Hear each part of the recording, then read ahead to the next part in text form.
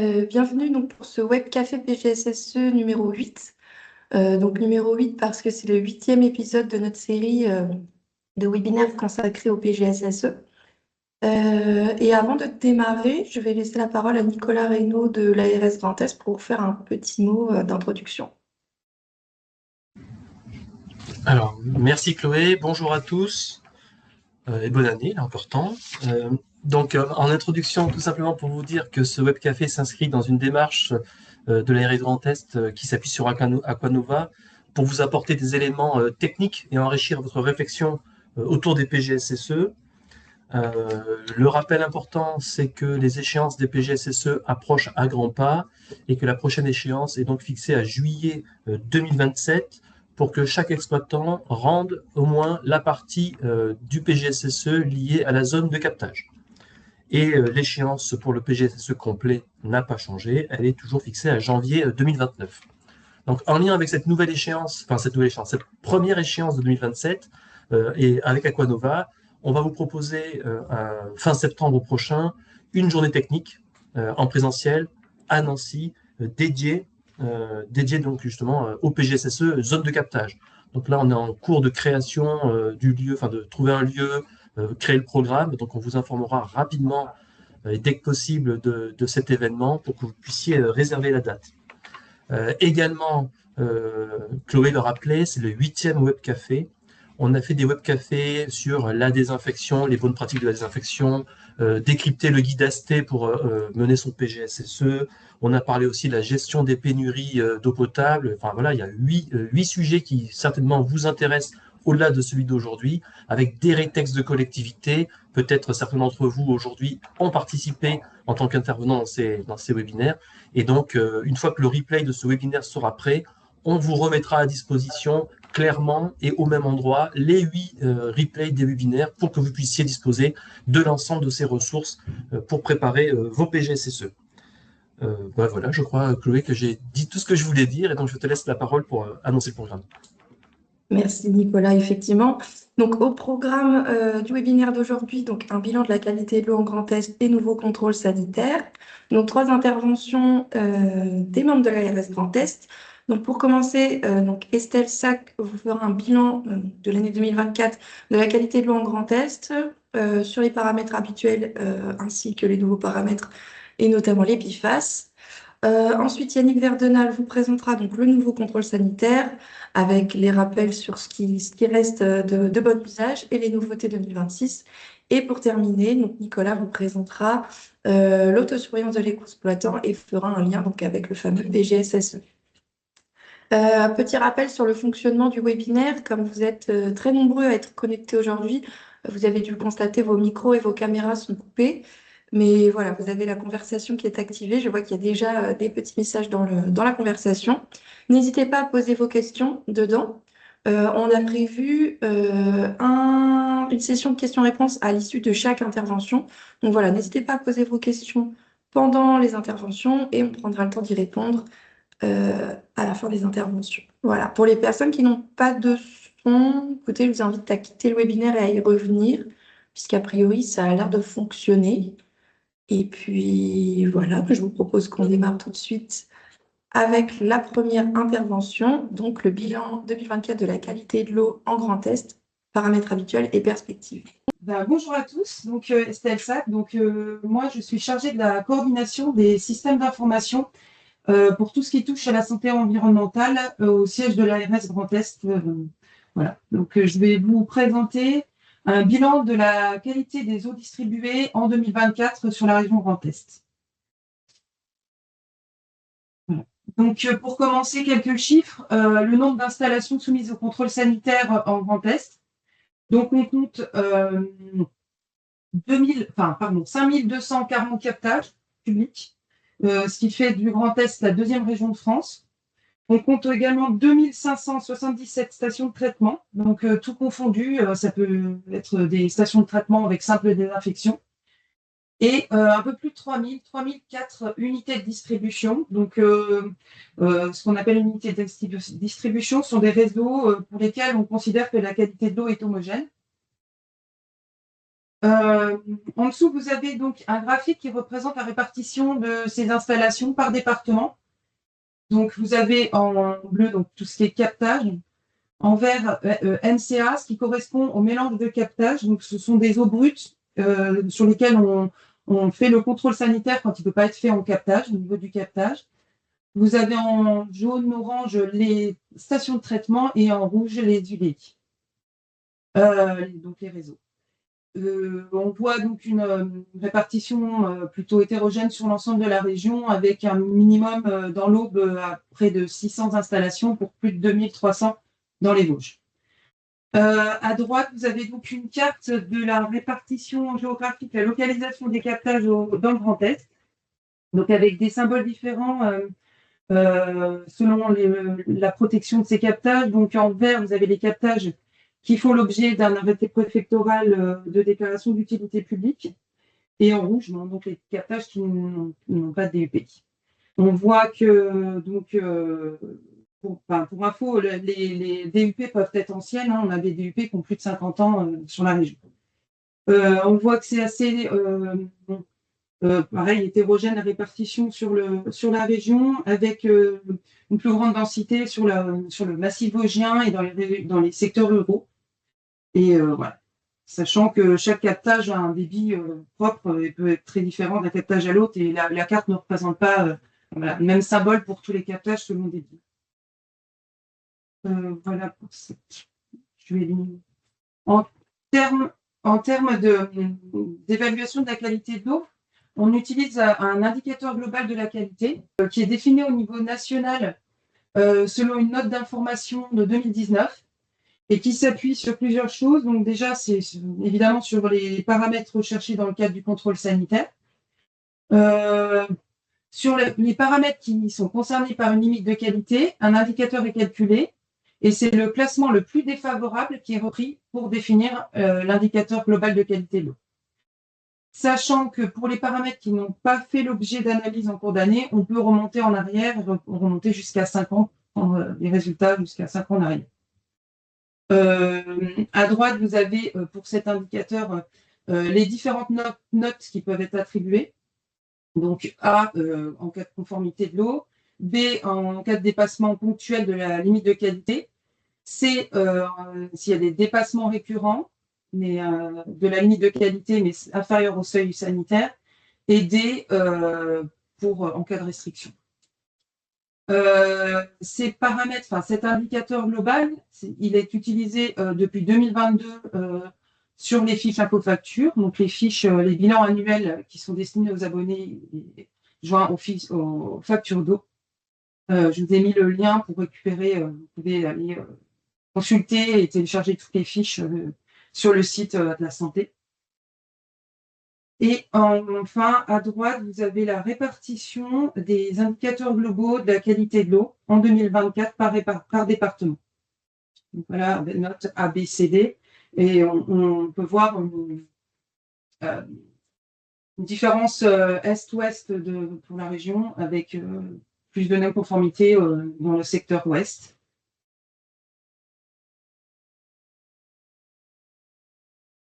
Voilà, ici donc la représentation graphique de ces différents de cet indicateur, donc une note ABCD, un indicateur global par UDI, par unité de distribution. Donc même constat hein, avec plus de non-conformité sur le secteur ouest, lié aux pesticides et aux nitrates dans la plupart des cas. On note quelques secteurs en orange, un peu dans certaines régions, certains départements, qui sont liés à des restrictions, dans la majorité des cas, les restrictions liées à la bactériologie. Alors maintenant, on va voir paramètre par paramètre, plus en détail. Le premier paramètre, la bactériologie, donc comme vous le savez, qui est due à une pollution d'origine fécale, animale ou humaine à proximité des captages d'eau vulnérables, ou par contamination dans les réseaux, donc liées à des stagnations d'eau, un mauvais entretien des installations, des retours d'eau, etc. On sait que donc les eaux d'origine superficielle ou karstiques peu profonds sont plus sensibles et que la turbidité, qui marque la présence de matière en suspension, peut être un facteur de contamination supplémentaire. Donc, le risque microbiologique ne doit pas être sous-estimé, notamment pour les personnes fragiles. Et on a 2 exigences de qualité qui sont fixées pour les germes témoins de contamination fécale. Donc, 2 limites de qualité pour E. coli et entérocoque et des références de qualité qui concernent d'autres indicateurs bactériologiques. Sur la droite, vous avez une représentation graphique, un histogramme de la conformité bactériologique pour 2024 par rapport à la population alimentée. Donc, avec 3 classes de qualité. En bleu, 95 à 100% de conformité sur l'année. Et voilà, en vert, 70 à 95% et 30 à 70 quand c'est en bleu. Donc, on voit une grande majorité de population qui est concernée par une eau de conformité supérieure à 95%. Et quelques situations un petit peu moins favorables dans les secteurs, dans les départements ruraux. Donc la représentation graphique, cartographique de la conformité bactériologique avec les mêmes classes de qualité, 95, 95, 70, 70, 30 et moins 30. Donc on n'a pas de situation à moins 30. Voilà, donc avec quelques zones en vert, sachant que c'est un taux de conformité, donc on ne met pas en avant sur cette carte des restrictions possibles. Il est possible qu'il y ait des restrictions ponctuelles, enfin des dépassements ponctuels, des non-conformités ponctuelles qui ne se voient pas, vu qu'on est sur un taux de conformité. On peut passer à la slide suivante. C'est bon? Oui.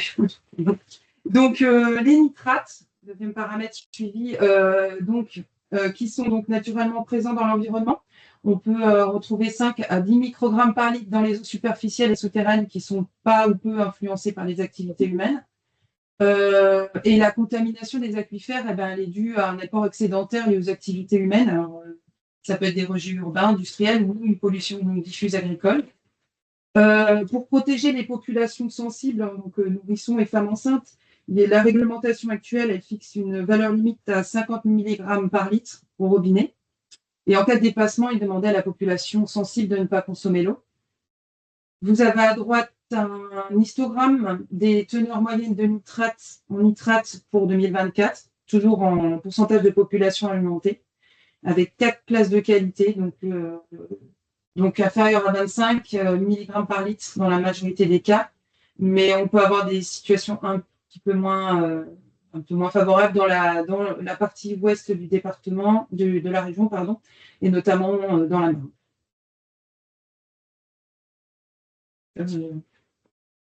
C'est bon. Ok. La carte des nitrates.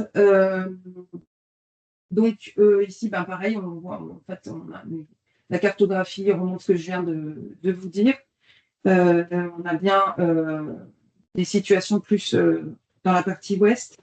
Mais donc, comme s'il s'agit bien d'une moyenne de nitrate, on ne visualise pas les dépassements ponctuels du 50 mg par litre sur cette carte. C'est une moyenne. Donc, il est possible que certaines UDI aient fait l'objet de dépassements ponctuels.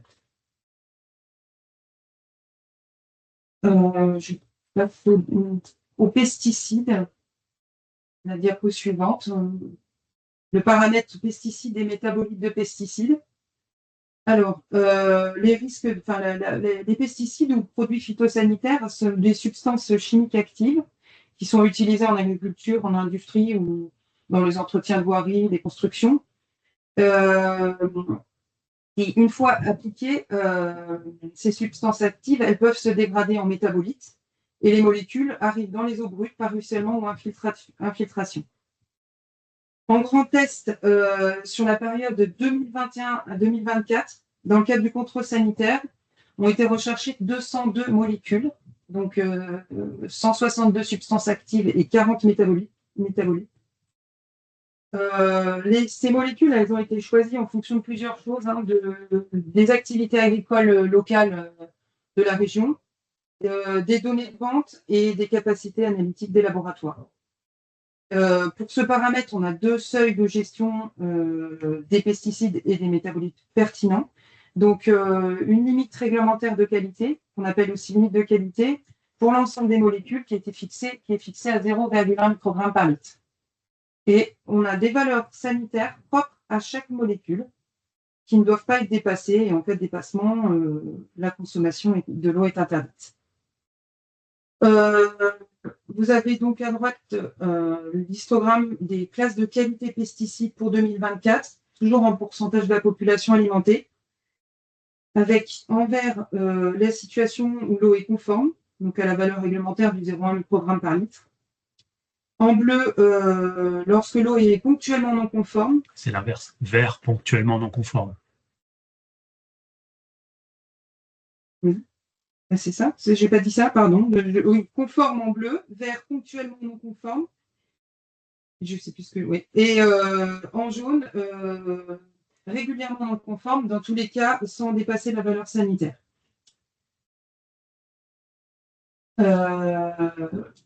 Voilà, je vais peut-être passer à la carte suivante, donc qui est en présentation graphique de ces mêmes classes de qualité, avec, on voit des situations des non-conformités plus présentes dans la partie ouest de la région, notamment dans la Marne. Sachant aussi pour les zones en vert, donc ponctuellement non conformes, cela peut être lié à une situation particulière liée au métabolite du chlorothalonil, qui a changé de pertinence en 2024, donc qui était pertinent en début d'année et non pertinent en fin d'année. Ce qui fait que ces UDI qui ont pu avoir une non-conformité en début d'année ont été notés en B. Mais c'est une situation qui ne se répétera pas les années à venir. Parce que maintenant que la molécule est considérée comme non pertinente, il n'y aura plus de non-conformité pour le métabolite du chlorothalonil à l'avenir. Voilà pour les pesticides. Passer à la diapo suivante.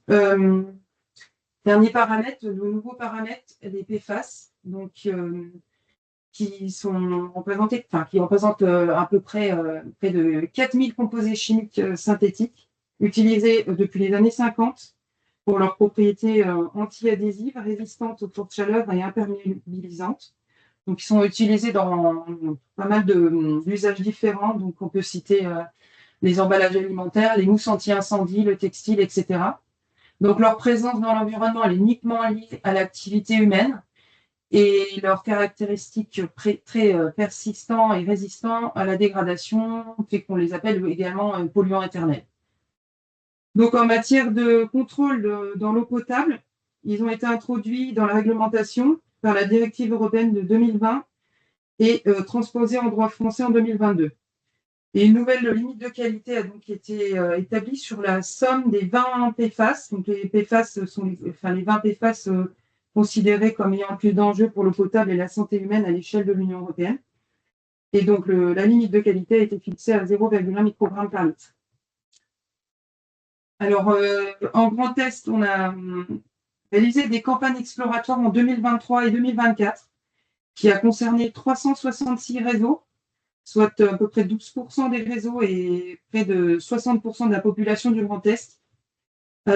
Ces campagnes exploratoires, elles ne reflétaient pas forcément la qualité moyenne de l'eau parce que certains points ont été ciblés et priorisés du fait d'une contamination potentielle dans l'environnement.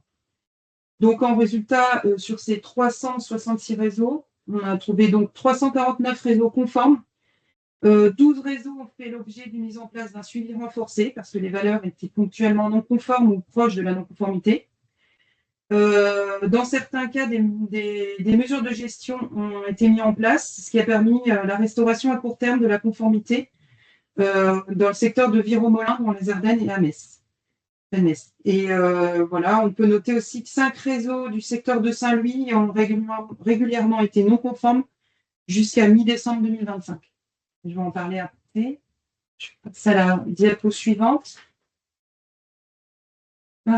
Donc, courant 2025, les PFAS ils ont progressivement été intégrés au contrôle sanitaire des eaux de consommation. Et depuis janvier 2026, depuis janvier, ils sont analysés systématiquement lors des analyses complètes. Vous avez à droite une carte qui représente la vision des derniers résultats connus à fin 2025. Donc, avec les quelques secteurs non conformes, les 6 secteurs non conformes. Donc, c'est pas un bilan de 2025, hein, c'est bien une situation connue à date. On n'a pas représenté ici l'historique des situations qu'on a connues et qui sont entrées dans l'ordre depuis. Donc, bilan à fin 2026 sur l'ensemble des réseaux de la région. De 2958 réseaux disposent d'au moins une analyse PFAS qui ont été réalisées par le laboratoire du contrôle sanitaire ou par le laboratoire de l'ANSES, de l'HN, ce qui représente presque 98% des réseaux et 99% de la population du Grand Est. Parmi ces 2958 réseaux, on compte 14 réseaux de distribution qui ont présenté un signal de non-conformité confirmé pour la somme des 20 PFAS, soit presque 4000 habitants. Et on note le retour à la conformité dans le secteur de Saint-Louis, donc courant décembre, grâce à la mise en place d'unités de traitement mobile. Voilà pour les PFAS. Toutes ces informations, elles sont disponibles sur le site de l'ARS Grand Est et il y a plus de précisions sur certaines situations. Je vous invite à aller consulter le site et à diffuser cette info, transmettre le lien du site en cas de besoin si vous avez des demandes ou des questions. Voilà. Merci beaucoup Estelle pour la présentation. Alors désolée pour les petits cafouillages techniques, j'espère que maintenant ça défile bien pour tout le monde et que tout le monde entend bien. Pour ceux qui n'étaient pas là au début du webinaire, donc vous pouvez poser vos questions dans la partie conversation de Teams afin qu'on puisse y répondre. Et donc là, il y a eu quelques petites questions pendant l'intervention. Alors Nicolas a déjà commencé à y répondre à certaines. Donc il y avait la question: à quelle date les fiches infofacture 2025 seront-elles mises en ligne? Réponse: les fiches sont mises en ligne en général avant l'été de l'année N pour le bilan de l'année N-1. Ensuite, une question: à partir de quel seuil de nitrate les dérogations ne sont plus possibles et la distribution devient interdite? Avec une réponse: dérogation possible entre 50 et 100 mg par litre, avec restriction personnes sensibles dans tous les cas, et une dérogation uniquement si contamination nouvelle. Il y avait également une précision par rapport à la présentation de la carte. Peut-être Chloé, Oui. juste pour préciser sur les dérogations, il faut Oui. aussi rappeler que le cadre dérogatoire a été modifié par la même directive de 2020 qui modifie le contrôle sanitaire. Les conditions pour déroger, c'est pas de risque pour la santé. Donc pour qu'il n'y ait pas de risque pour la santé, il faut des données toxicologiques scientifiques qui prouvent l'absence de risque. En l'absence de preuves, principe de précaution, on va dire. Deuxièmement, il faut que ces dérogations soient nouvellement connues. Donc des contaminations au nitrate connues depuis plusieurs années ne sont pas des contaminations nouvelles, donc on ne rentre pas dans le schéma dérogatoire. Donc on est bien sur la contamination nouvelle et ou nouvellement détectée. Donc par exemple pour les PFAS, on pourrait dire qu'il serait envisageable de faire une dérogation quand on détecte une non-conformité, sauf qu'il faut pouvoir prouver l'absence d'impact sur la santé, mais là on ne dispose pas de preuves d'absence d'impact, au contraire, on a plutôt des preuves pour un impact avéré de la santé dès qu'on dépasse la limite. Donc c'est pour ça qu'il y a des mesures de gestion. Et enfin, le troisième élément sur les dérogations qui a été ajouté par la directive, c'est qu'on ne peut plus déroger 3 fois. Avant, on pouvait faire 3 dérogations de 3 ans. Maintenant, on ne peut faire plus que 2 dérogations de 3 ans. Donc, c'est-à-dire que quand on demande le renouvellement de sa dérogation, au bout des 3 premières années, il ne reste plus que 3 ans pour agir. Donc, grosso modo, la deuxième dérogation, c'est vraiment la mise en œuvre de travaux si jamais la première dérogation n'a pas été suffisante. On n'a plus 10 ans de dérogation comme c'était le cas à l'époque. Ça a changé, donc c'est beaucoup plus contraint et beaucoup plus suivi aussi par l'Europe qui nous demande des comptes là-dessus. C'est pour ça qu'on est assez exigeant sur ces dérogations. D'accord, merci pour la précision. Donc, il y avait, au moment de la présentation de la carte sur les PFAS, une petite précision: donc 4 communes meusiennes non conformes sur PFAS à ne pas oublier aussi. Je ne sais pas si l'un d'entre vous veut commenter. Je peux simplement préciser que sur la dernière carte qu'a présentée Estelle, effectivement, on les voit en rouge, hein. Ces communes meusiennes, également les communes ardennaises, et il ne faut pas aussi oublier les 2 communes vosgiennes, hein. Toutes ces collectivités ont effectivement un signal de non-conformité confirmé, donc après plusieurs analyses qui ont permis de conforter la réalité du signal de non-conformité. Et donc, actuellement, c'est des collectivités pour lesquelles il y a des restrictions pour la population générale ou pour la population sensible en fonction du niveau de contamination. Et les détails sont sur notre site internet. Merci Yannick. Pour la question possible de récupérer votre présentation, oui. À l'issue du webinaire, on vous enverra les présentations des intervenants. Comme vous le voyez aussi, le webinaire est enregistré, donc vous aurez également accès au replay.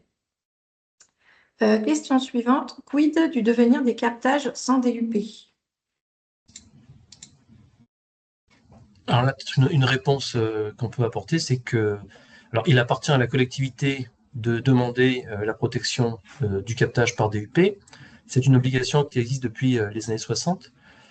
Donc, ces captages sans DUP font l'objet, normalement, sont connus de l'ARS. Et si la procédure n'a pas été engagée et ou n'est pas aboutie, j'espère que c'est parce qu'il y a une raison qui s'explique. Et donc, après, le choix appartient à la collectivité de abandonner ce captage s'il est parfois improtégeable et de trouver d'autres solutions.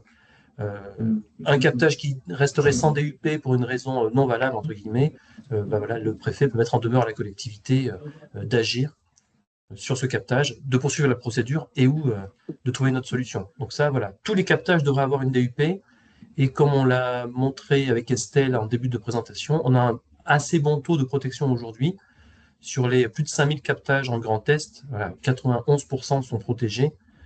Par rapport à la moyenne nationale, elle est plutôt un taux de protection, je crois, de 84 ou 85%. Donc, on va dire qu'on a un bon taux en région, malgré le nombre important de captages. Merci Nicolas. Question suivante. Bonjour, qu'en est-il des chlorates? Avec précision, les chlorates en tant que sous-produit de désinfection de la chloration conventionnelle, par exemple eau de Javel. Oui, alors sur le sujet, j'ai regardé les questions là sur le sujet chlorate et TFA. Peut-être on peut en reparler après ma présentation, puisque justement on va parler de ces perspectives 2026. Et du coup, il reste peut-être juste la question sur les perchlorates. Je ne sais pas si tu veux en dire un mot, Nicolas. Oui, alors les perchlorates ne font pas partie du bilan qui a été présenté là. En revanche, c'est un sujet, effectivement, ce n'est pas un paramètre du contrôle sanitaire imposé par la réglementation. Je ne sais pas si Yannick va le redire dans sa présentation. Néanmoins, le contexte régional fait que la DG d'ARS et le préfet ont le droit d'ajouter des paramètres qui sont à enjeu local pour la santé. Et donc, dans les départements du Grand Est, les sites à risque perchlorate sont surveillés et des analyses sont faites régulièrement.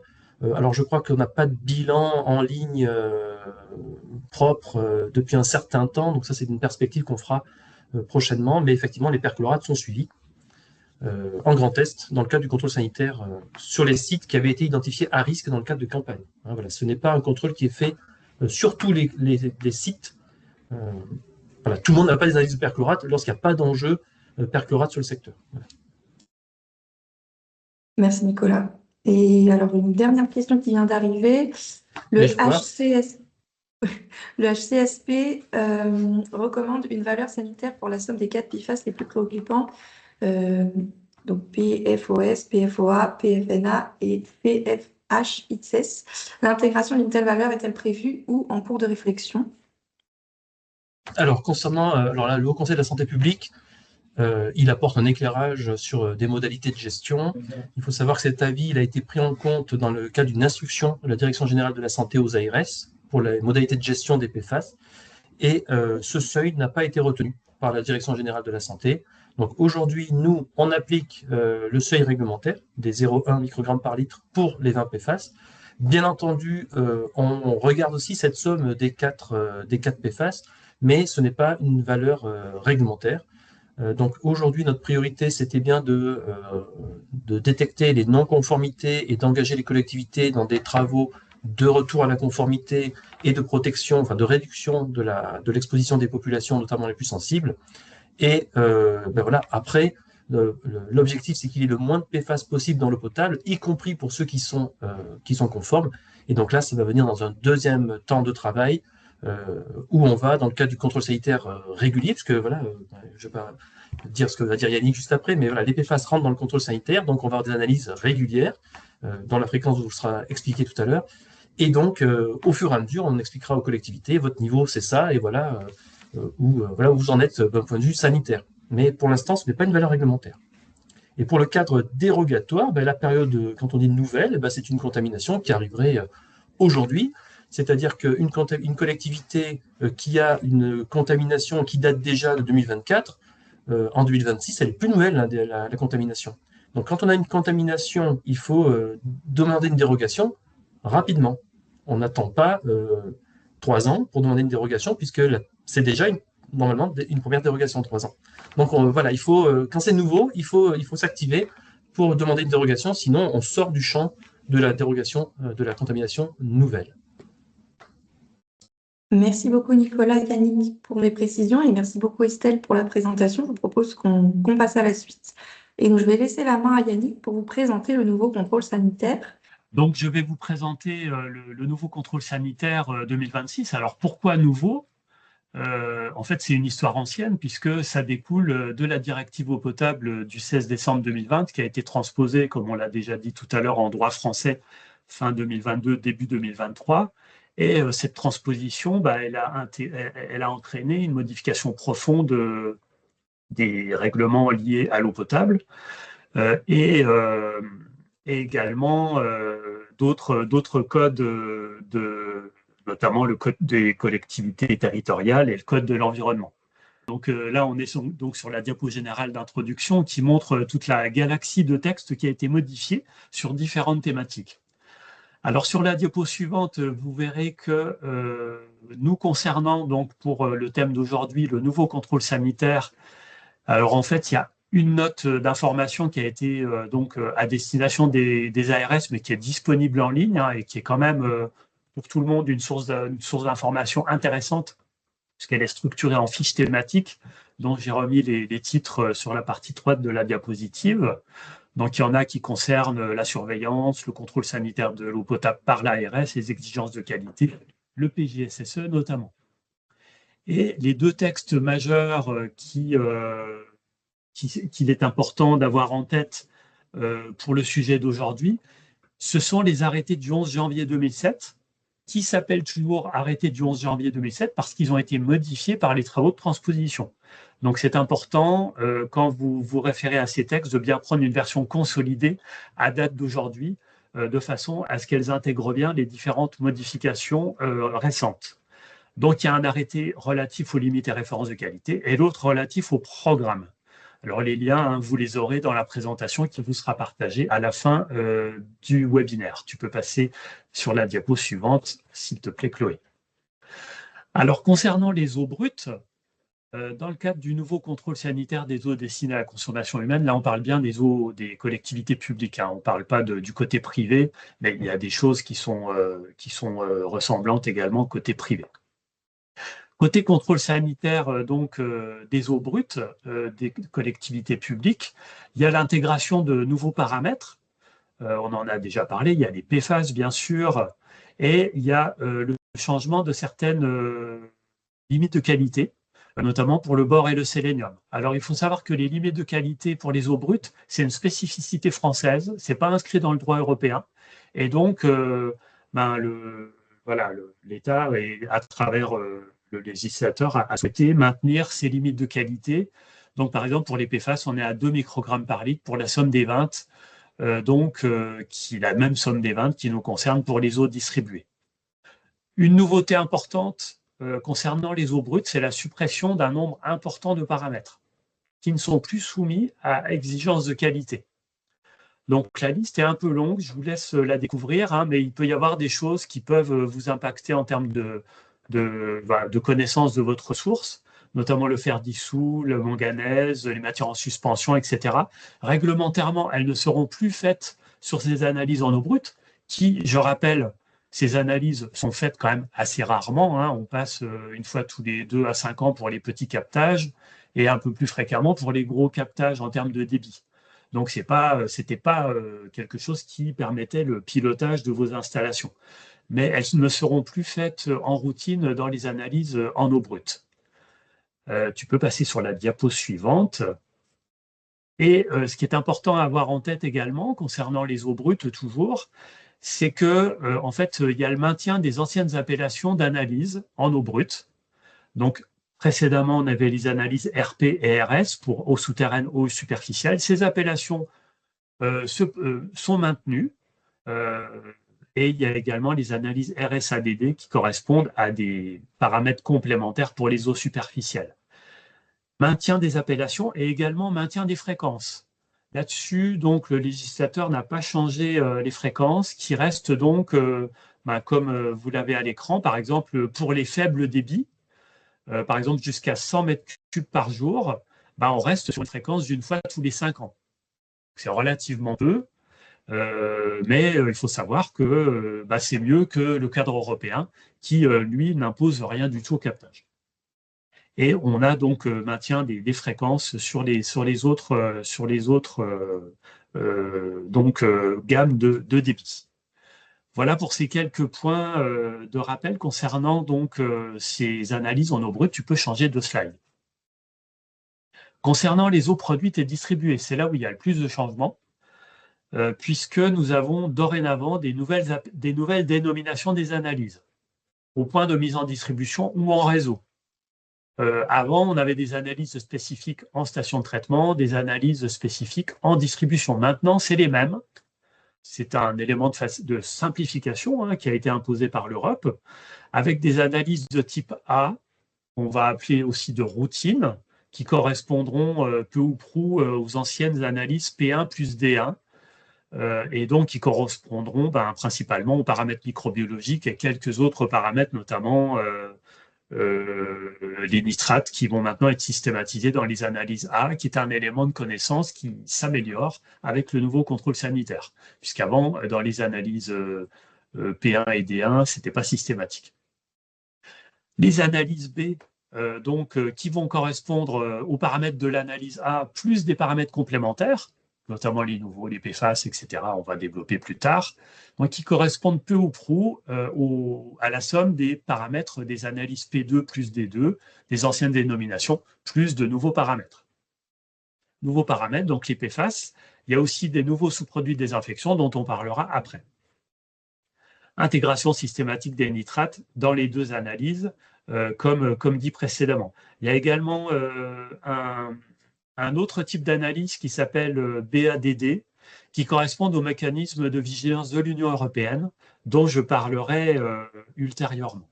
Concernant les fréquences, alors je détaillerai un peu plus tard, mais globalement, pour les petites UDI, en gros inférieures à 10 000 habitants, on est sur les mêmes fréquences que précédemment.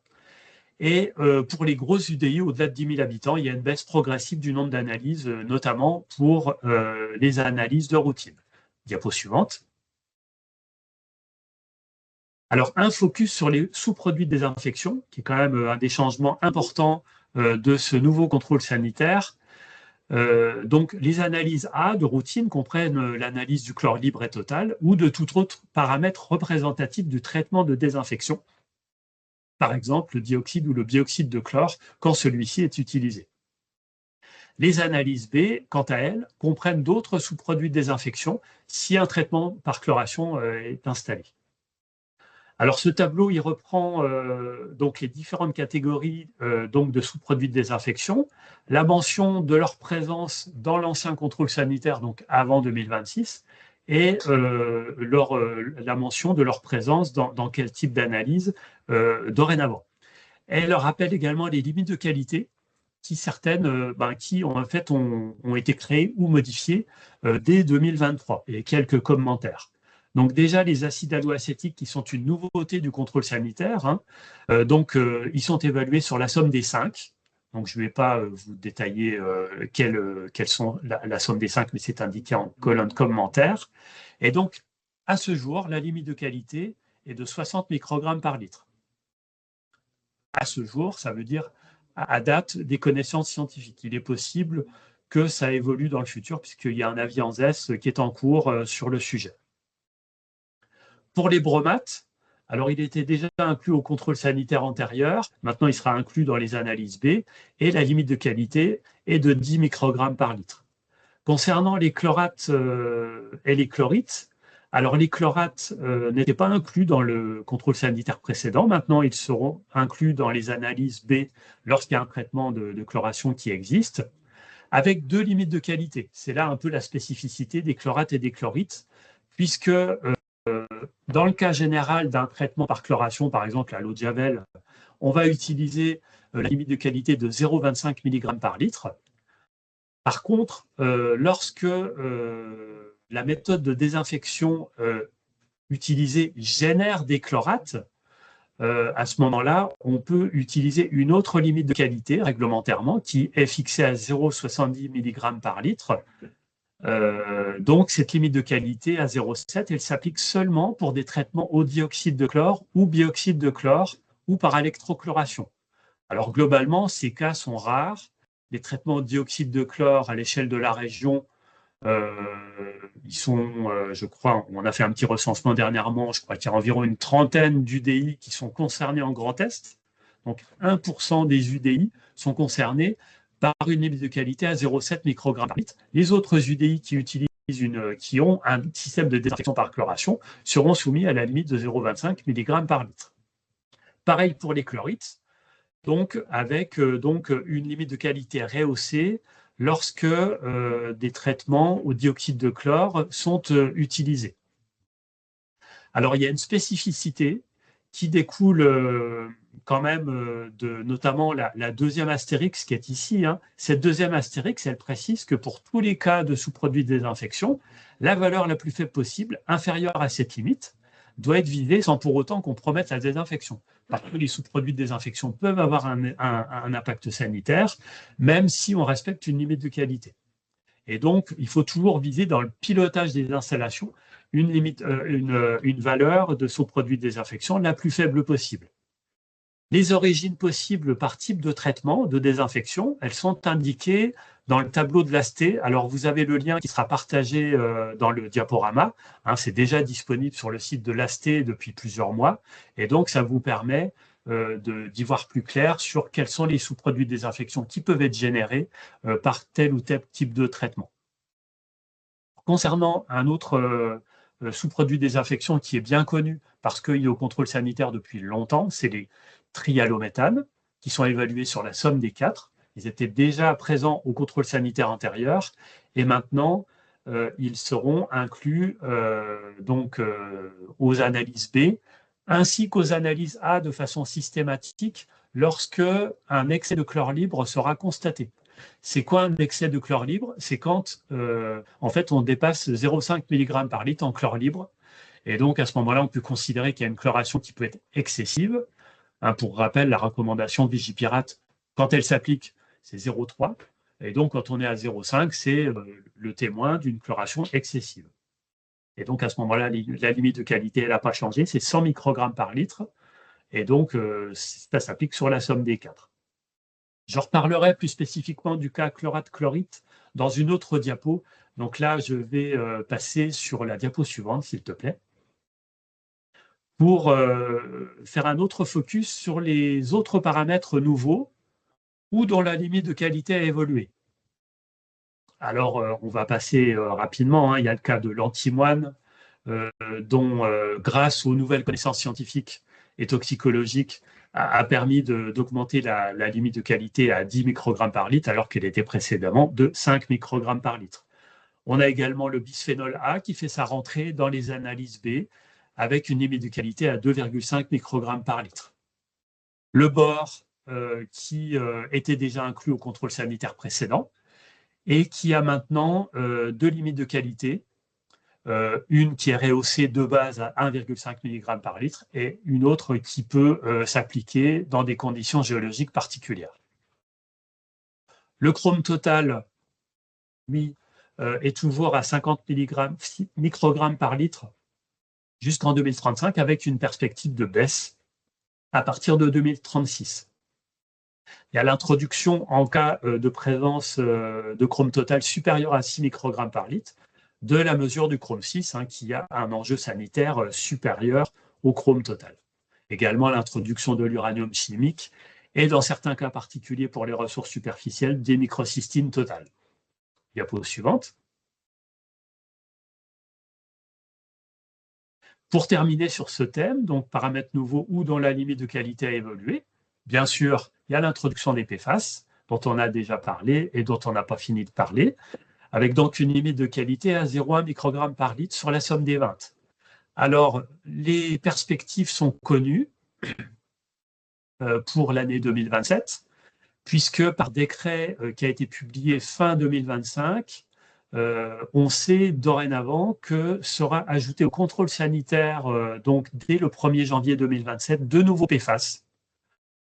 Le premier, c'est le TFA, qui a fait beaucoup parler de lui, et notamment à travers la publication de la campagne exploratoire de l'ANSES, qui a permis donc de connaître, d'avoir un état des lieux partiel de la contamination à l'échelle française donc, du TFA, qui est le plus petit des PFAS et qui est souvent omniprésent, y compris en eau souterraine, et qui donc, pour l'instant, a une valeur sanitaire à 60 microgrammes par litre. On pourrait appeler cette valeur sanitaire comme une valeur sanitaire provisoire, qui en fait est issue de travaux des agences allemandes sanitaires et qui a été reprise en droit français et qui est citée dans l'instruction de février 2025 qui a été donc définie par la DGS.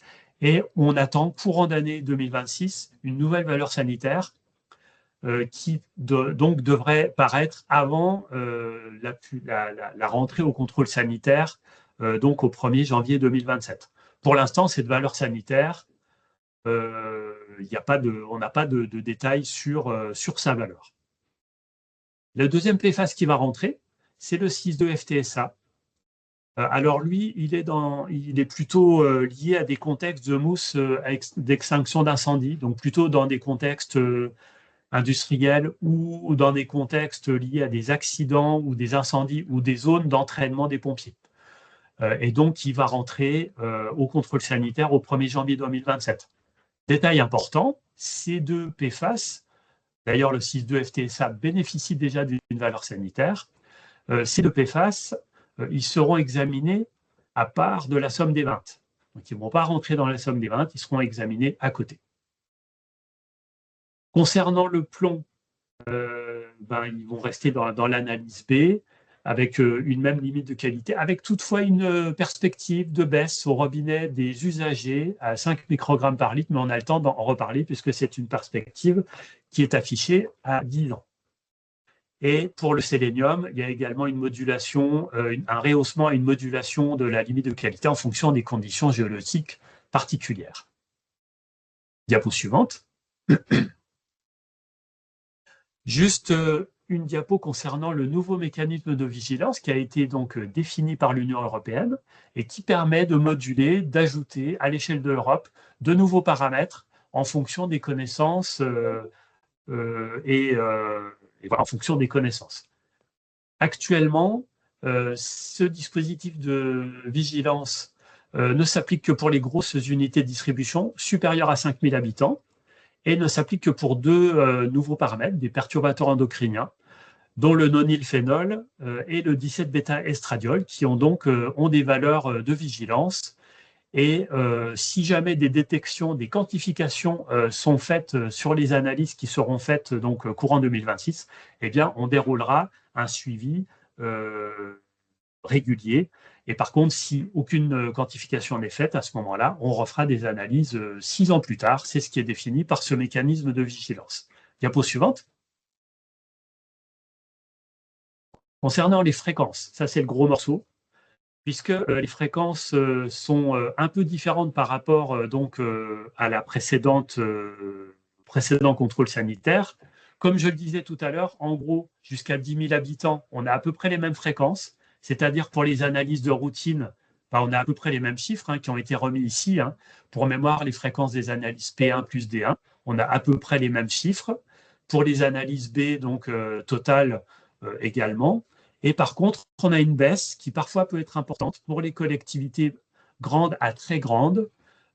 Faut dire que les nombres d'analyses qui étaient faites pour les unités de distribution les plus grosses, on parlait de plusieurs centaines d'analyses de routine, ce qui était quand même assez colossal.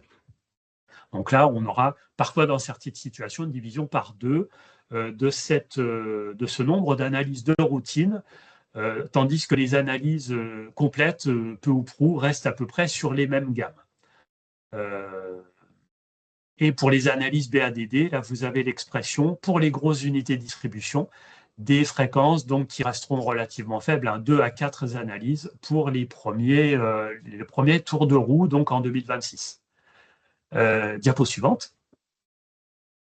Alors, l'ARS Grand Est, en anticipation, a fait des campagnes exploratoires pour justement voir ce qui allait se passer courant 2026. Alors, ça nous a permis notamment d'être, je ne sais pas s'il faut dire en avance, mais en tout cas pas en retard sur le sujet des PFAS, dont on a déjà parlé. Ces objectifs, donc ces campagnes exploratoires avec pour objectif d'examiner les tendances par échantillonnage, donc avec une sélection d'environ 10% des UDI, et de faire monter aussi en compétence les laboratoires, parce que ce n'est pas simple d'intégrer des nouveaux paramètres avec des nouvelles exigences. Et c'est des résultats qui ont déjà été partagés, notamment lors de la journée PGSSE Eau et Santé en novembre 2024, ainsi qu'au PRPDE, qui ont ouvert leurs portes des points de surveillance, les PRPDE concernés. Diapo suivante.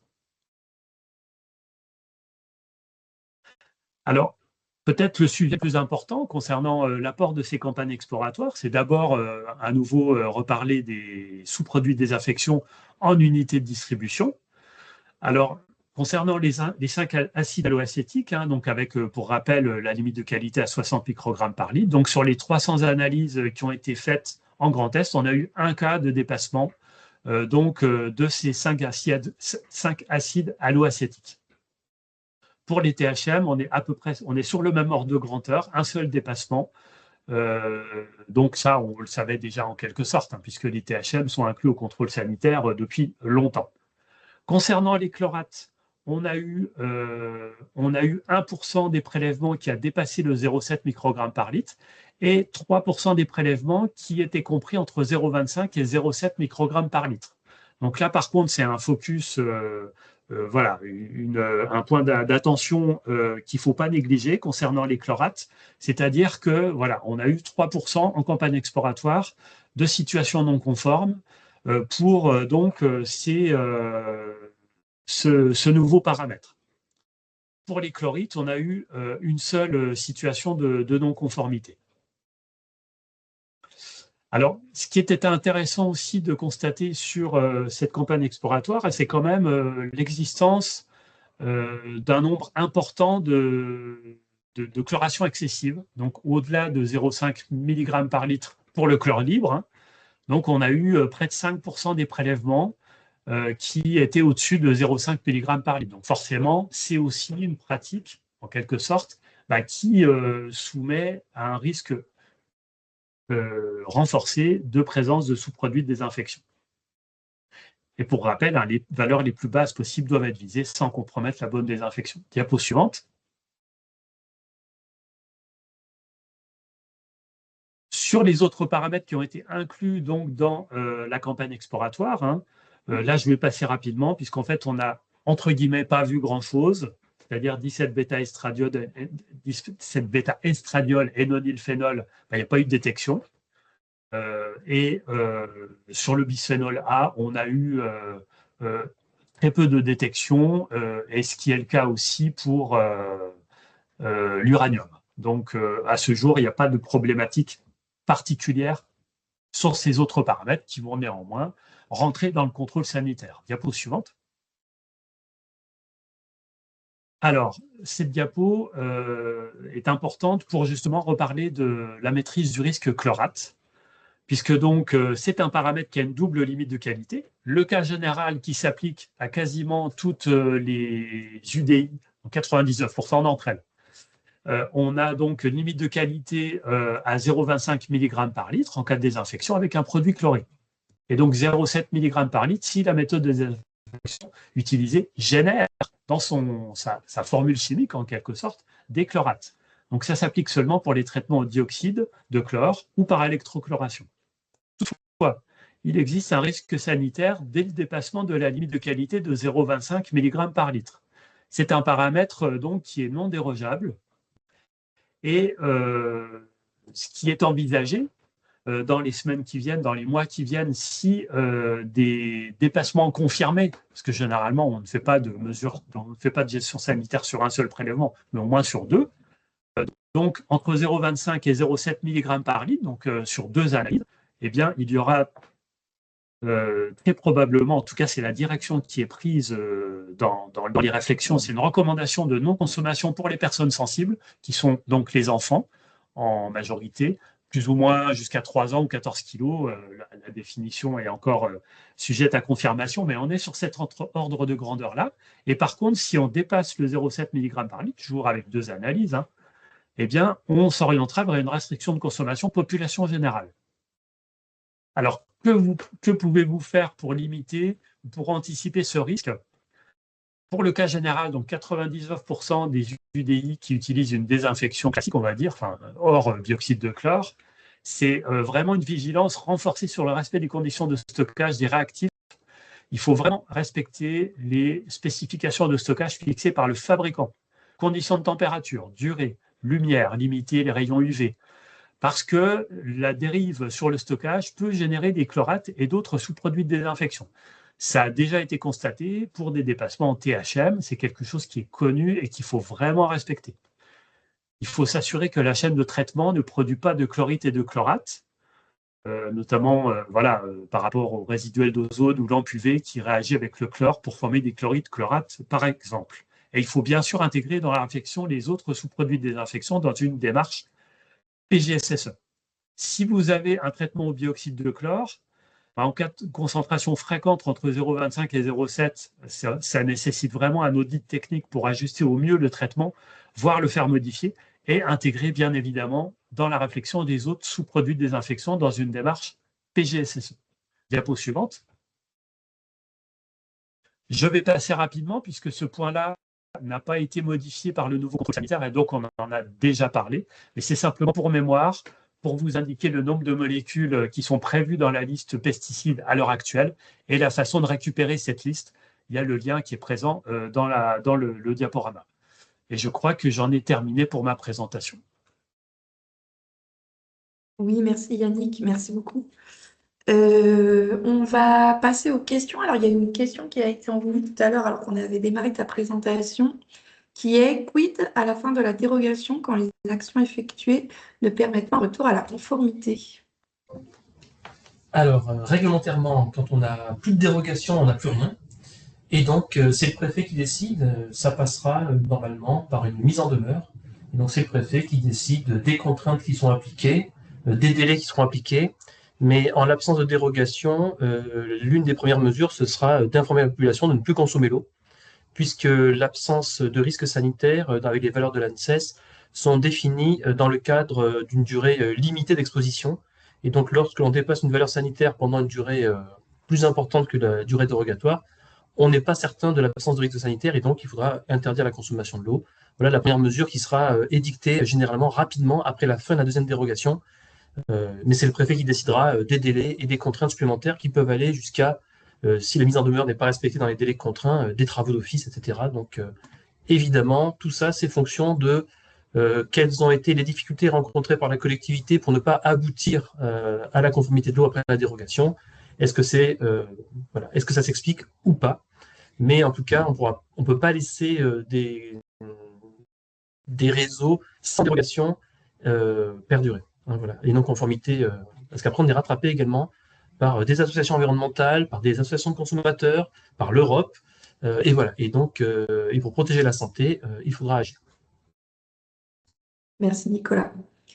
Une question de Vincent Louez. Bonjour Yannick, quel sera l'impact financier de la réforme du contrôle sanitaire pour les collectivités? Doit-on anticiper une évolution à la hausse ou à la baisse des lignes budgétaires dédiées aux prestations de l'ARS? Alors, les prestations de l'ARS, en fait, elles passent par un laboratoire du contrôle sanitaire, donc il y a un marché public en cours. Il y a des tarifs 2025, il y a des tarifs 2026. Alors pour les tarifs 2026, je pense que les délégations sont sur le point de vous informer des tarifs, puisqu'il y a toujours un petit délai en début d'année pour avoir les tarifs véritables qui s'appliquent.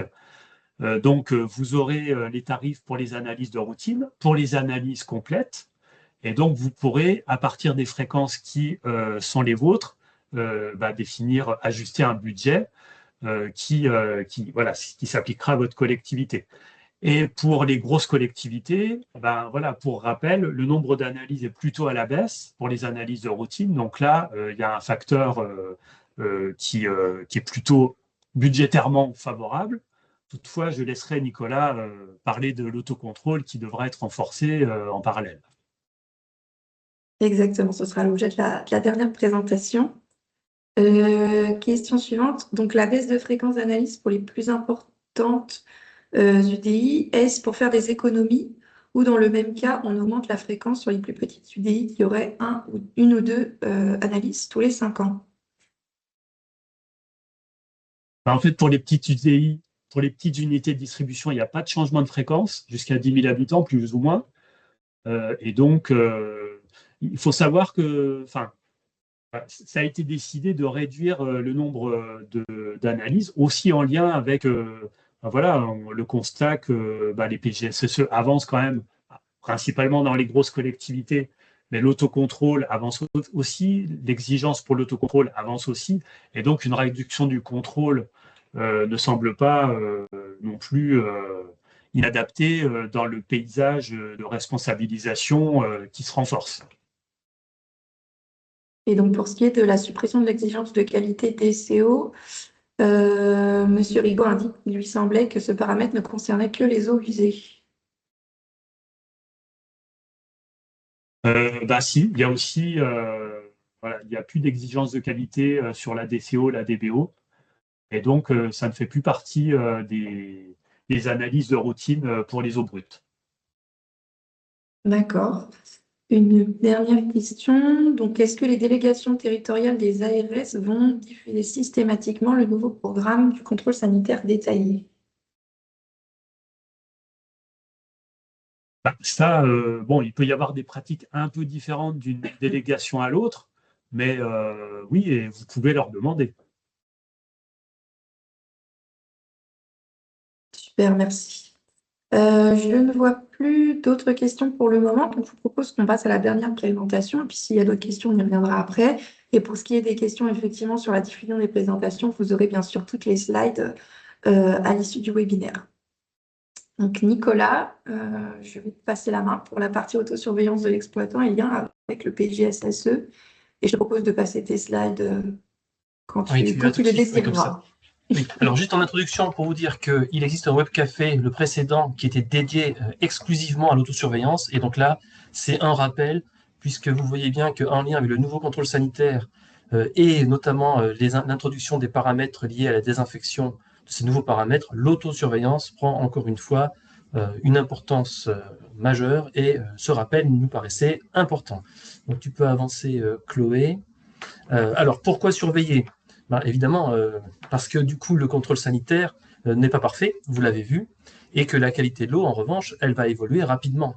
C'est un produit qui arrive au robinet du consommateur 24 heures sur 24, et malheureusement, il y a plein d'événements qui peuvent engendrer des modifications de cette qualité de l'eau au niveau de la ressource, avec des épisodes de sécheresse, d'étiage, des orages plus ou moins importants, des déversements, des épandages autour des captages, des travaux autour des captages sur vos réseaux qui vont modifier cette qualité de l'eau directement dans les réseaux. Vous pouvez aussi avoir des traitements qui sont défaillants avec des pannes, ou alors vos traitements fonctionnent, mais en fait ce sont vos capteurs et les capteurs qui permettent de régler ce traitement qui vont avoir des dérives et qui donc vont arrêter d'injecter ou surinjecter des produits.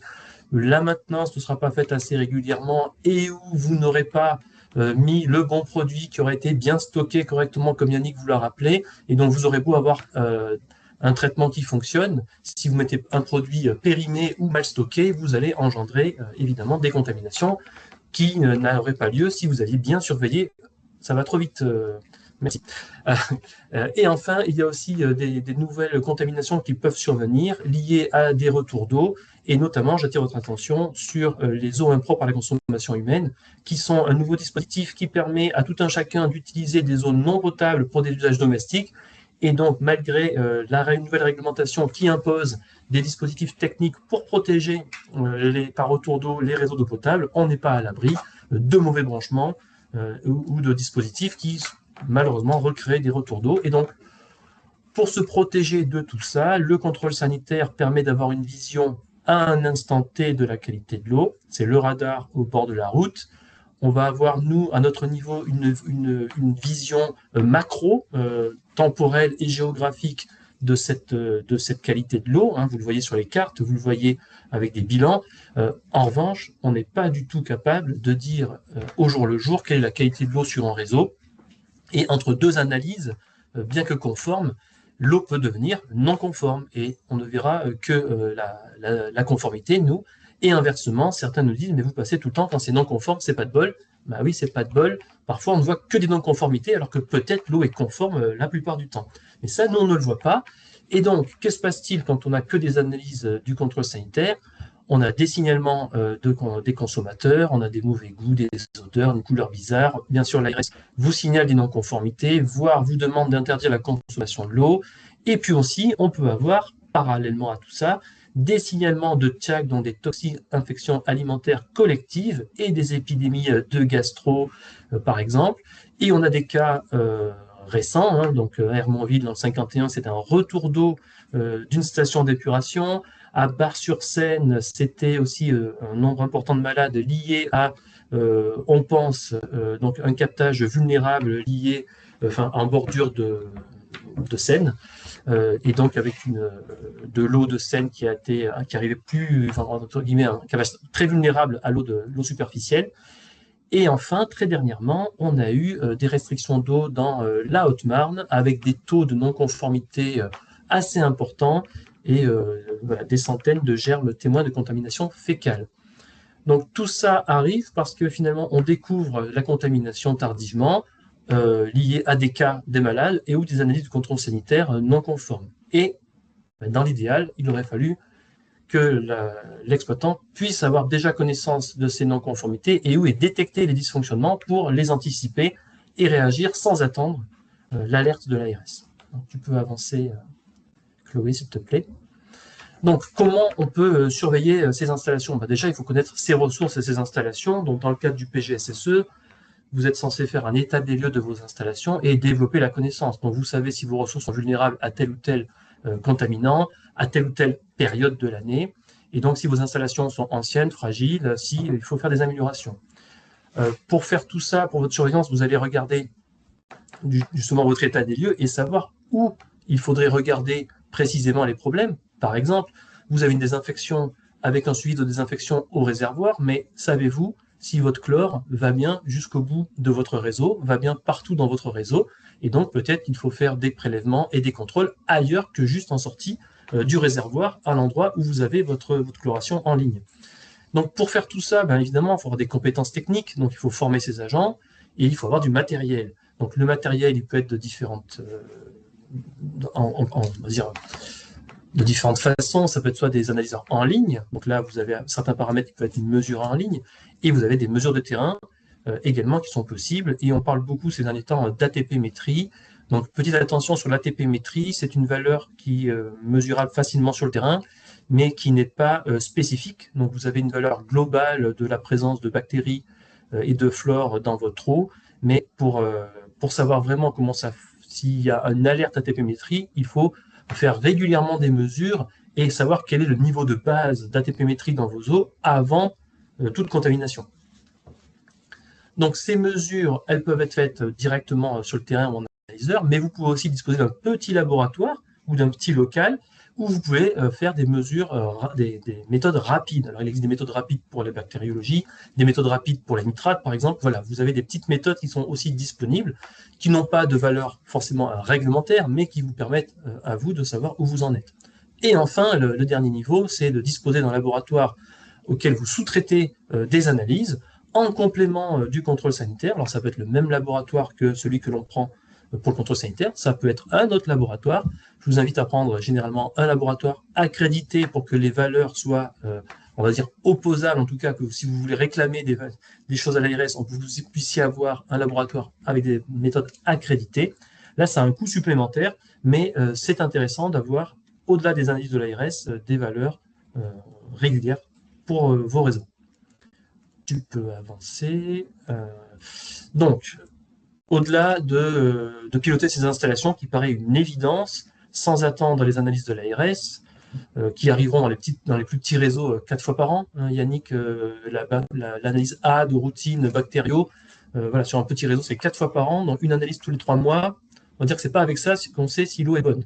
Donc, si vous ne faites pas vous-même à côté une surveillance, ça ne fonctionnera pas. Donc, le Code de la santé, depuis 2022 et la transposition de la directive européenne, a renforcé cette obligation, et cette obligation qui est effective depuis le 1er janvier 2023. Donc, ce n'est pas une nouveauté dont je vous parle, et pourtant, on sait que cette autosurveillance, elle est mal mise en œuvre dans une grande majorité des cas, parce que ce n'est pas si facile que ça de surveiller l'eau, mais voilà, il faut s'en emparer.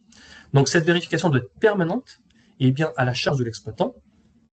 Et nous, ARS, on vient faire un contrôle sanitaire qui effectivement s'allège au fil des ans. Peut-être qu'à la prochaine transposition d'une future directive européenne, il y aura peut-être encore moins de contrôle sanitaire, voire plus de contrôle sanitaire. On ne sait pas ce que ça va devenir. Mais en tout cas, c'est ça, c'est une baisse des contrôles pour un renforcement de l'autosurveillance. Donc cette surveillance, elle est définie à la fois dans le Code de la santé, donc l'article R1321-23, je vais vous en parler juste après, et il y a un arrêté également du 30 décembre 2022 qui définit encore plus précisément les modalités et les paramètres à surveiller. Donc, tu peux avancer, Chloé, s'il te plaît.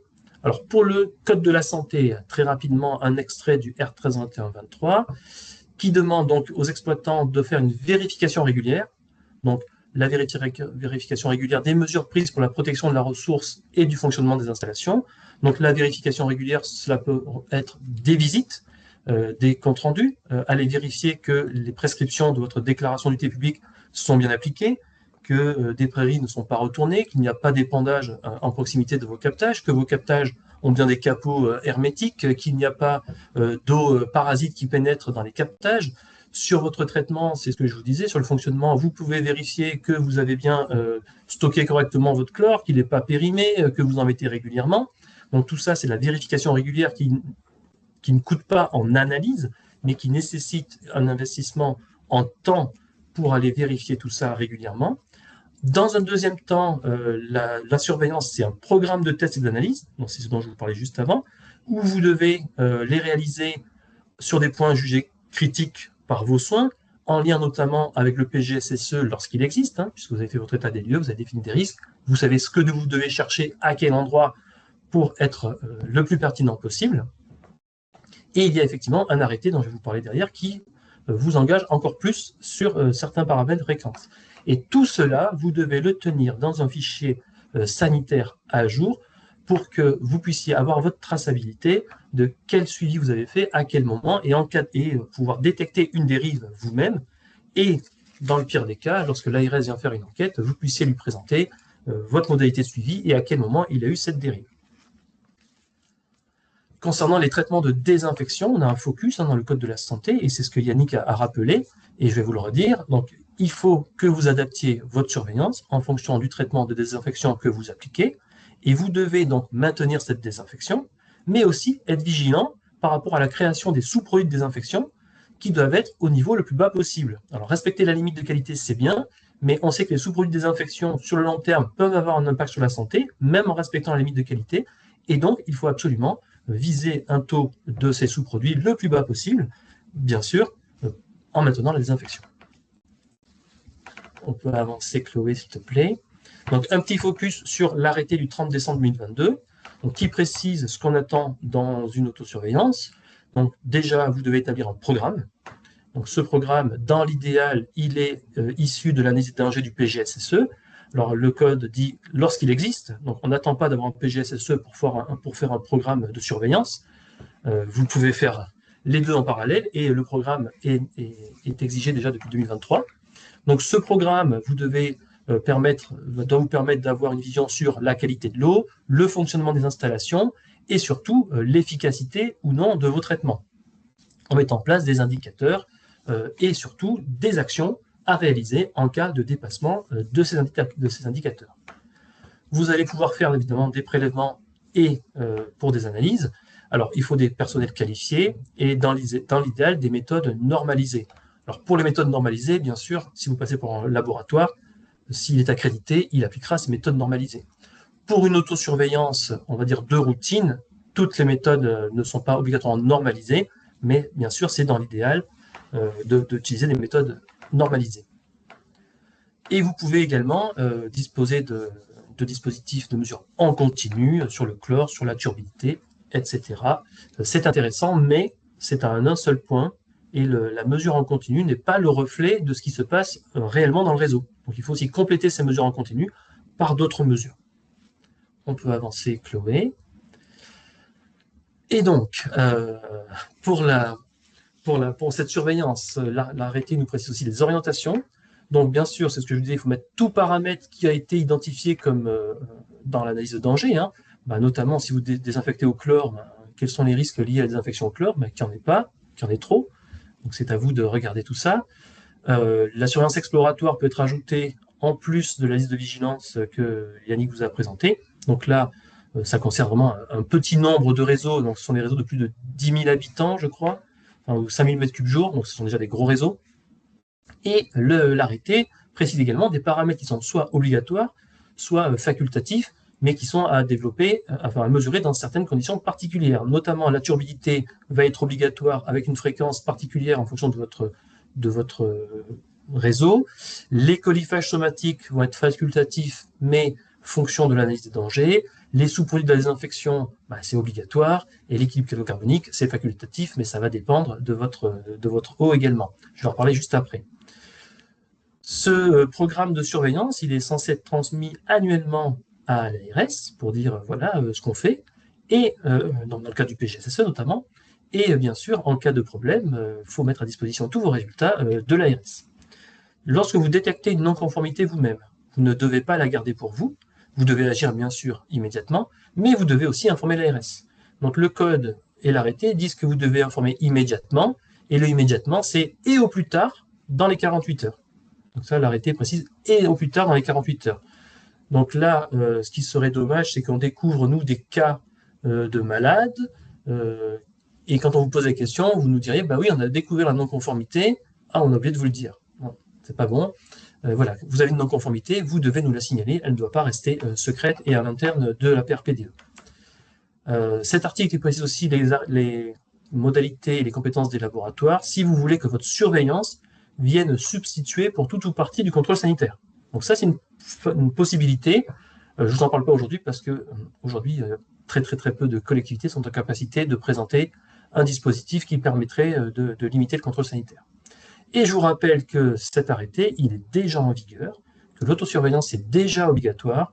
Alors, on n'est pas forcément les plus exigeants en Grand Est sur ce dispositif-là parce qu'on a d'autres urgences, mais ça va monter. Et dans le cas du nouveau contrôle sanitaire, on voulait évidemment vous rappeler cette obligation qui a déjà 3 ans.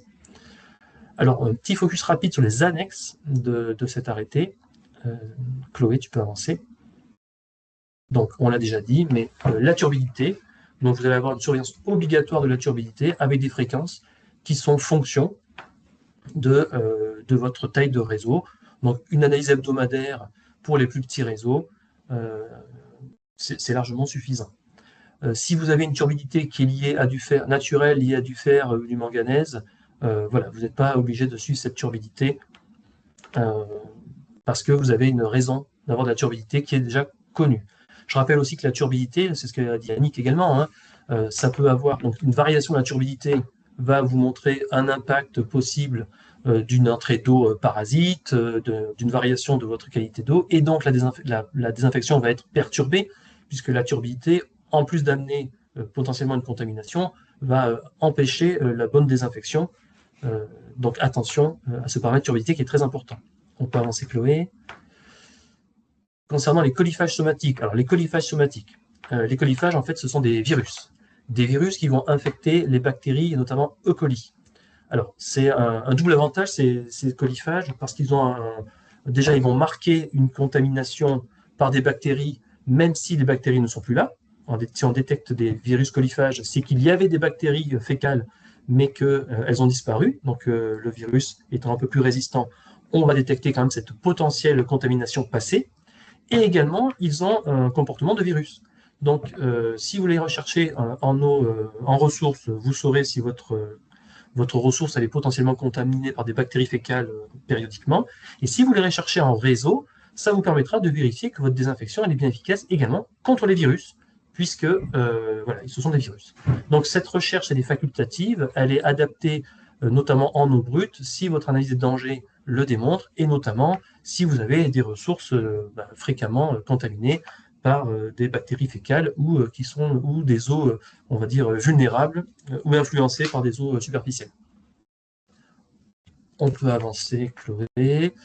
Les sous-produits de la désinfection, donc on en a parlé et reparlé. C'est obligatoire, c'est fonction du traitement. Alors le texte n'impose pas forcément de valeur cible, mais il dit bien que c'est défini au cas par cas, en fonction des procédés de désinfection, qui doit permettre de s'assurer que l'eau a été correctement désinfectée, mais en veillant à ce que les sous-produits de désinfection soient le plus bas niveau possible. Et enfin, Chloé, les surveillances de l'équilibre calco-carbonique. Donc ça, c'est très particulier. C'est si votre eau est notamment agressive ou fortement tartrante. Il ne faut pas que les eaux soient agressives ni corrosives. Et donc là, la mesure la plus facile pour vérifier si votre eau est corrosive ou non, c'est de mesurer le pH et de comparer le pH de l'eau au pH d'équilibre. Sachant que les pH d'équilibre, ce n'est pas 7 en matière d'équilibre calco-carbonique. Mais pour ceux qui sont concernés par l'équilibre calco-carbonique, normalement, ils connaissent, on va dire, la méthode de comparaison. Je crois que j'ai terminé, Chloé. Eh bien, merci beaucoup, Nicolas. C'est ça? Je ne sais plus, ça a été la dernière? Oui, c'est ça, c'était la dernière. Parfait. Parfait. Alors, on va passer aux questions. Juste avant de passer aux questions, je vous envoie via la conversation un petit questionnaire de satisfaction. Voilà, si vous pouviez prendre quelques minutes pour le remplir d'ici la fin du webinaire pour nous donner votre avis sur les sujets abordés, ça nous aiderait beaucoup. Voilà, et si vous avez encore quelques minutes, je vous propose donc qu'on passe aux questions. Alors, bonjour. Comment s'applique la limite de qualité des chlorates à 0,25 mg par litre dans le cas de dispositifs de désinfection? En générant, la limite est alors fixée à 0,7 g par litre. Comment s'organise alors la mise en place des restrictions de consommation? Et Yannick avait commencé à apporter des éléments de réponse.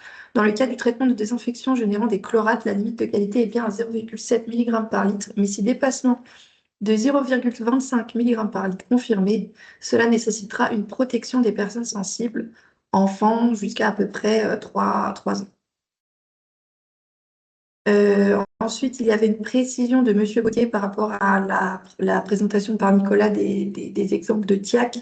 Juste préciser, pour la contamination à Hermonville, l'alerte n'est pas venue de l'ARS, mais détectée via des plaintes de clients. Donc ça revient à ce que disait Nicolas, à l'importance de faire sa propre surveillance.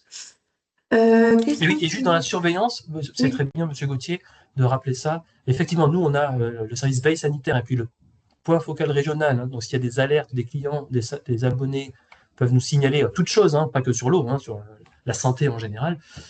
Et donc, on a des alertes. Et donc, on regarde ensuite ce qui se passe dans les réseaux. Donc là, Hermonville, effectivement, ce sont des plaintes, des signalements.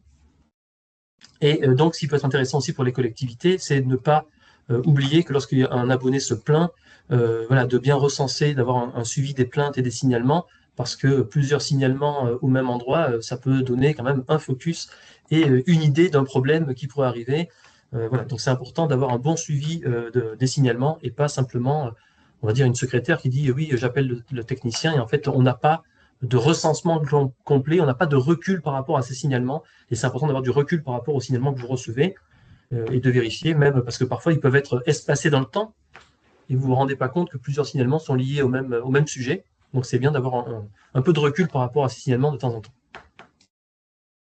Tout à fait, merci. Question suivante. Quel est le meilleur matériel pour réaliser des mesures sur le terrain? Je ne sais pas si tu as des éléments de réponse à cette question. Alors non, nous, on ne fait pas de commerce. Donc, il existe beaucoup de dispositifs hein, pour mesurer le chlore, pour mesurer en continu. Voilà. Donc là, il y a plein de fournisseurs. Et on ne peut pas vous dire lequel est le meilleur. On n'a pas d'avis là-dessus, mais il existe plein de choses. Voilà. Donc, question suivante, sécurisation des accès à l'eau. Quelle est la norme à respecter? LPCB, SR4 ou autre? Alors, pour la sécurisation des accès à l'eau, on a un guide hein, pour notamment l'IR, je sais pas si Nicolas a mis le lien. Oui, j'ai remis le lien. Ah ben voilà. Ah, c'est le message juste après, c'est ça? Voilà, en fait, on a. Alors, moi, je ne connais pas LPCB, SR4, je suis désolé, voilà. Je ne suis peut-être pas aguerri à la sécurisation des accès. En tout cas, le Code de la santé n'est pas précis hein, sur les modalités de sécurisation, mais demande que les accès soient limités et voilà. Donc, il faut pouvoir garantir ou éviter, limiter les intrusions. Et s'il y a intrusion, il faut pouvoir savoir s'il y a eu accès à l'eau ou pas. Donc ça, c'est aussi déjà important. Et donc, il y a un guide de l'AST qui avait été co-rédigé avec la DGS et des ingénieurs sanitaires à l'époque. Je ne sais plus quel âge il a, il est plutôt récent, mais il est toujours d'actualité. Donc il est disponible gratuitement et en ligne.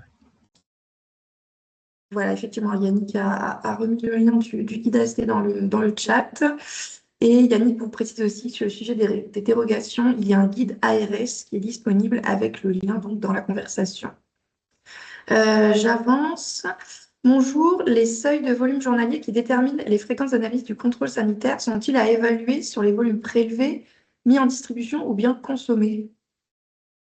Alors ça, effectivement, la réglementation pour l'instant n'est pas très claire sur le sujet.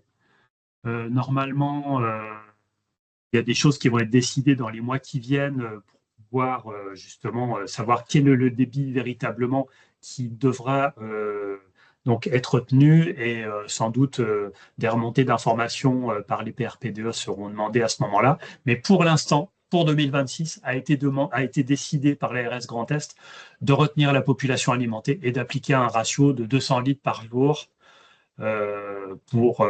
qui est qui correspondait plus ou prou aux pratiques anciennes. Et donc voilà, c'est une année de transition. Beaucoup d'ARS font un peu comme ça aussi. Et donc cette année, c'est comme ça que nous procéderons. D'accord, merci. Question suivante, toutes ces mesures sont très importantes, mais comment mettre cela en place quand un syndicat est géré par un seul agent administratif et un agent technique? Est-ce qu'il est possible de contacter l'ARS pour avoir une aide sur la mise en place de toutes ces réglementations et notamment donc le PGSSE?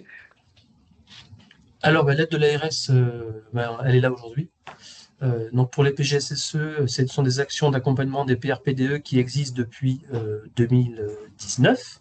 Donc il y a beaucoup d'actions qui ont été engagées. Et aujourd'hui, en local, donc je ne sais pas de quel département vous dépendez, mais en local, les DTRS déploient aussi des actions d'accompagnement des collectivités. En revanche, l'ARS ne fait pas le PGSSE à la place des exploitants. Et si votre syndicat ne dispose pas des compétences techniques pour faire le PGSSE, il est aussi possible d'avoir un appui externe d'un bureau d'études qui pourra vous aider, qui ne le fera pas à votre place, mais qui vous aidera à le faire.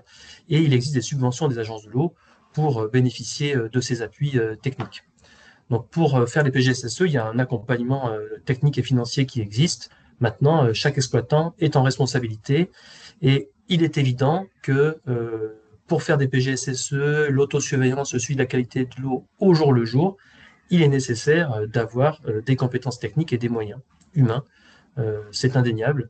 Donc, si vous ne les avez pas, il faut soit les développer, soit les mutualiser avec d'autres syndicats de votre dimension, par exemple. Merci Nicolas. Si vous avez encore un peu de temps, il reste encore quelques questions. Dans le cadre du développement d'un programme d'autosurveillance, est-ce qu'il existe des ressources documentaires complémentaires hors annexe de l'arrêté? Alors déjà, je vous invite à regarder le webinaire, on vous renverra les liens dans le cadre de la diffusion de ce replay, le webinaire 7, qui en fait était consacré entièrement à l'autosurveillance, et vous avez des rétextes de collectivités qui font l'autosurveillance. Ensuite, les ressources documentaires, je ne sais pas trop, il y a plein de choses aussi sur l'AST. Ça dépendra aussi de votre état des lieux. et de la configuration de vos ressources, puisque l'autosurveillance, elle est nécessairement adaptée au cas par cas en fonction de vos installations. D'accord. Stéphanie Griès de l'agence de l'eau Rhin-Meuse vous précise bien que l'agence de l'eau Rhin-Meuse peut financer la réalisation du PGSSE à 70% sur le bassin Rhin-Meuse. Question d'ordre général dans le cadre de l'élaboration et de la mise en œuvre du PGSSE. Comment la PRPDE est-elle censée identifier, analyser et maîtriser les risques pesant sur la qualité de l'eau lorsque des autorisations d'épandage sur lesquelles il ne dispose d'aucune compétence ni autorité sont délivrées par d'autres instances avec l'ensemble des impacts et conséquences potentielles que ces pratiques peuvent engendrer? Alors, c'est une très bonne question. Et c'est justement, merci Monsieur Ergotte, toujours très pertinent, mais c'est justement l'objet du PGSSE, c'est-à-dire que vous allez identifier les zones à enjeu pour votre captage. Donc, si vous êtes au-delà du périmètre de protection, il faut définir l'aire d'alimentation de captage. Une fois que vous savez qu'il y a potentiellement des zones agricoles sur votre aire d'alimentation de captage avec des pratiques potentiellement d'épandage, pour lesquelles vous n'avez peut-être pas une compétence ou un droit de regard, eh bien c'est à vous de solliciter, dans le cadre de cette aire d'alimentation de captage, de la concertation avec les exploitants pour limiter leurs pratiques. Dans le cas où ces épandages ont un impact réel sur vos captages, alors normalement dans la DUP, ils sont, on va dire, très généralement, les épandages de boue industrielle ou urbaine sont interdits, dans les périmètres rapprochés du moins. Donc ça, c'est le cas général, hein, normalement. Et donc, si vous identifiez un risque potentiel pour vos ressources sur lesquelles vous n'avez pas de capacité à agir vous directement, vous l'avez identifié et vous saisissez les autorités compétentes pour demander à ce que ce sujet-là soit pris en compte. Voilà. Mais le PGSSE, effectivement, ne vous donne pas de compétences ou de pouvoirs supplémentaires, mais il vous donne la capacité de vous rendre compte et d'identifier les dangers. Et les moyens de maîtrise ne sont pas forcément tous à votre portée, on est bien d'accord. Et donc, c'est comme ça, grâce au PGSSE, que vous allez pouvoir identifier ce que vous pouvez faire vous et ce qui relève d'autres acteurs que vous solliciterez par ailleurs. Et dans la même veine, j'ai une question de Monsieur Ayob. Pouvez-vous, pour les collectivités, expliquer la différence entre la réalisation d'un schéma directeur et la réalisation d'un PGSSE? Je ne sais pas si on a le temps d'aborder cette question. On va peut-être pas aborder ça, mais en tout cas, le PGSSE, c'est pas un schéma directeur d'adduction d'eau potable. Le PGSSE, ça peut se faire en parallèle d'un schéma directeur. C'est intéressant puisque l'objectif du PGSSE, c'est une démarche d'amélioration continue interne. Et donc, le but, c'est de savoir comment vous allez piloter votre installation.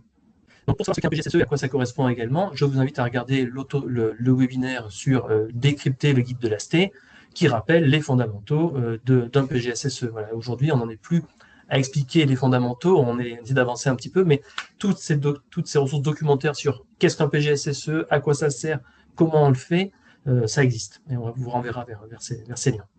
Tout à fait, oui, c'était le webinaire 4. Donc, effectivement, comme dit Nicolas, je vous renverrai tous les liens en même temps que le replay de ce webinaire-là. Et j'avais une dernière question sur le calcul de l'équilibre calcocarbonique, mais c'est un petit peu spécifique, donc je ne sais pas si on a le temps d'aborder ça. Non, mais très rapidement, l'équilibre calcocarbonique, en fait, on va mesurer le pH de l'eau à laquelle l'eau, elle est ni antartrante ni corrosive. Donc, ça va être un pH qui va être, pour certaines eaux, là, entre 8 et 9, par exemple, unité pH. Et donc, on va, pour connaître cet équilibre calcocarbonique, on va soustraire le pH réel de l'eau, mesuré sur le terrain, au pH d'équilibre, mesuré en laboratoire, une fois que l'eau, elle est à l'équilibre. Et donc, ce delta va dire si l'eau, elle est antartrante ou agressive.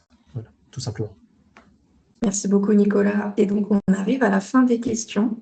Donc voilà, j'espère que ce webinaire vous a plu. Merci beaucoup pour votre participation. On a pris un petit peu de temps pour la réponse aux questions, mais ça nous semblait important de vous donner ce temps d'échange avec l'ARS pour répondre à toutes vos questions. Donc merci à Nicolas, Yannick et Estelle pour leur présentation. On espère que voilà, ça vous a permis d'avoir quelques billes pour aborder l'AD 2026.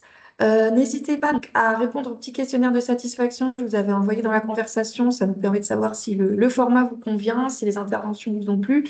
Et surtout, ça nous permet, voilà, si vous avez une volonté de voir certains sujets traités dans un webinaire comme celui-là, de nous donner vos idées.